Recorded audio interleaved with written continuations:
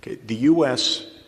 was the predominant economic and technological power of the world for decades. This is no longer the case. It is a powerful country economically and technologically, but it is no longer a dominant power. The European Union is a larger market. China is a comparable market. And the spread of technology is worldwide.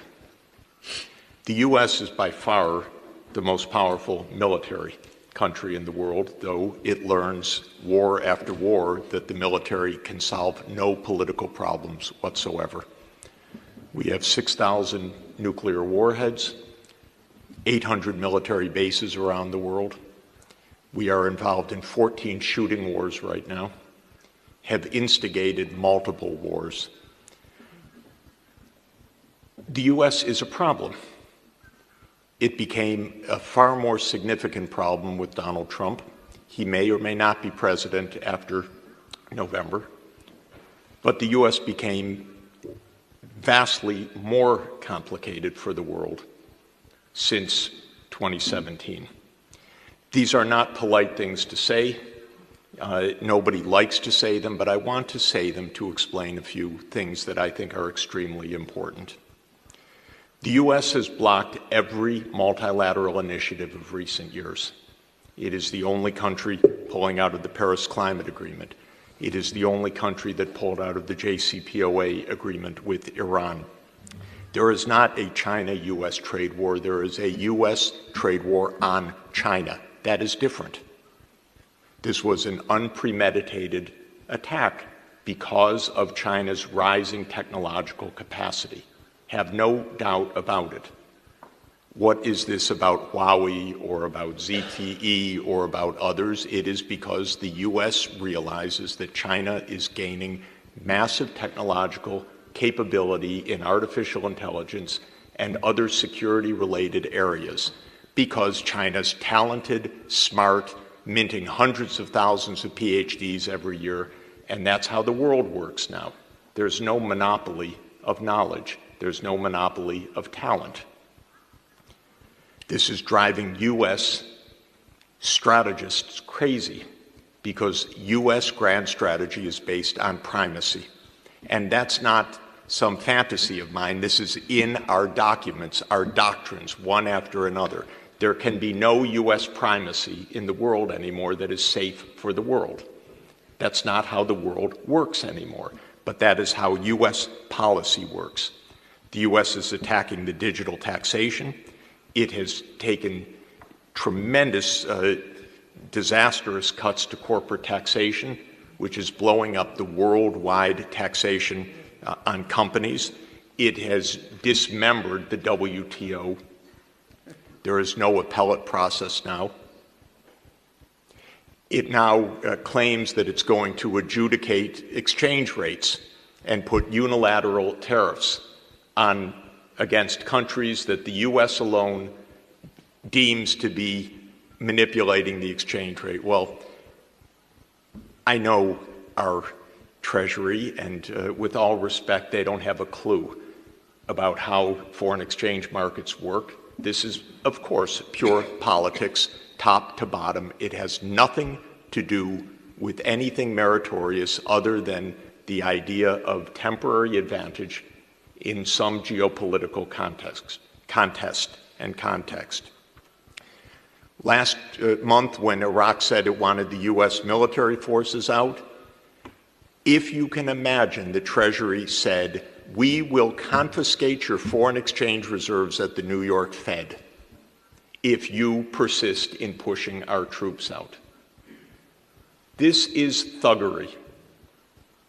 This is a complete violation of every international rule. This is truly what we are facing.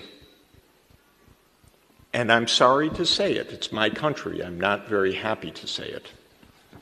But this is an imperial power in decline. And it is a dangerous country right now. It will be absolutely dangerous if Trump wins re-election. Now, okay, you don't have to say anything. No one likes to say these things, but this is actually important. The world can't stop because of the United States. We can't stop the Paris Climate Agreement. We can't stop having G20 meetings. We can't stop having tax reform. We can't stop having digital taxation. We can't have the United States adjudicate exchange rates. That's the job of the IMF. We can't not have an appellate system at WTO. We cannot have one country that is 4.2% of the world population and still 15% of world output, but not 50% of world output, decide on the international structure on which the other 96% depend for their lives now. Moreover, in the United States, Mr. Trump does not have a majority backing. So it is quirks of many things that give unilateral power to a small coterie of people to dismantle the international system right now.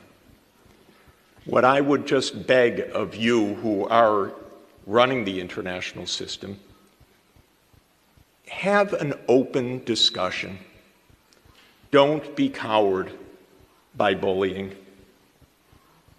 And let's proceed, because there is not a global crisis about multilateralism. There is a U.S. relentless daily pressure on multilateralism. This is quite different. I am traveling all around the world, month after month, meeting senior officials in every part of the world. There is no attack on multilateralism that I can discern anywhere. None. There is fear of the United States. This is different. Well, that's what bullies do. Bullies threaten you. You step a little bit ahead, you'll get pummeled. But if the whole world says, we continue our discussion, we continue the fight against climate change, you can do what you want. But we continue WTO, we continue climate change, we even have discussions at the fund and the bank. It's a little bit harder at the bank, but it's true. It's a whole board. Last time I checked, the United States, it's 16% of the vote, I believe, not 84, and there's another 84%. The General Assembly routinely votes 185 against the United States on almost everything right now. One after another, it's the U.S. and 2 or 3 allied countries. And I know how that works because the ambassadors tell me about the threats that the U.S. is putting on, direct, vulgar threats. And I know about it one by one by one. So we are not in a crisis of multilateralism. And it's a bluff, like bullies bluff. The U.S. cannot blow up its own economy the way that they pretend they can. But if every country backs down one by one, then the bully gets the way. These issues are too important to be determined by Mr. Trump. It's not only Mr. Trump, because U.S. unilateralism has been in vogue now for about 20 years. Actually, after 1992, the U.S. went crazy, thinking it had, quote, won the world, and then it believed its own press release that it was the new Rome and that it was the sole superpower and that it was the indispensable nation. So this has been true since 1992. But it got a lot worse right now because the overt hostility against everybody, the threats against everybody, the lawlessness against everybody is completely unprecedented. And it's an abuse of our laws in the United States every day because Trump has none of this authority. This is under national emergency legislation that he's taking these actions. How can he threaten France with a tariff on wine? Because France rightly says that there should be a digital tax. You think that's an American law? Of course not. This is lawlessness, complete lawlessness. So we had a good discussion today. There is really a big consensus on this world for a decent world. It's not unanimous, but let's not depend on unanimity. Let's move forward when a large part of the world wants to do the right thing. Thank you.